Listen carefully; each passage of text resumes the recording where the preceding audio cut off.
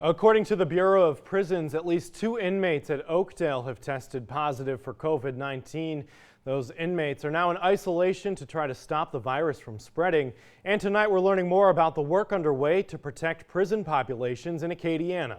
3's on the street. Chris Welty joins us live outside the Lafayette Parish Jail with the story. Chris. Sheriff Mark Arbor says the precautions being taken across the state and here at LPCC are saving lives. The risk of an infection in the jail is a tremendous concern to us all. Lafayette Parish Sheriff Mark Arbor says he's taking every precaution when it comes to protecting the public, his staff, and the jail population from COVID-19. Every one of my deputies gets checked before they enter for every single shift, because if we get something that takes off inside the jail, we've got a huge problem as a community. The Sheriff's Office closed public access to all facilities with the exception of the tax and civil departments.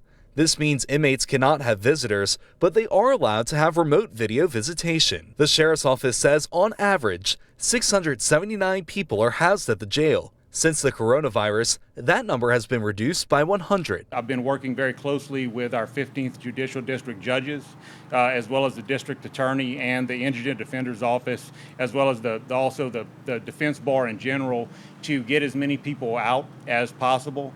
We have very, very strict protocols in place. A Sheriff's Office spokesperson says agencies across Acadiana are trying to avoid booking new inmates and instead issuing more summons where possible. There's other guidelines that I've put into place with local law enforcement leaders. I'm receiving a tremendous amount of cooperation from the police chiefs and the state police in this area as far as the guidelines I've put in place, but I don't want to discuss those openly.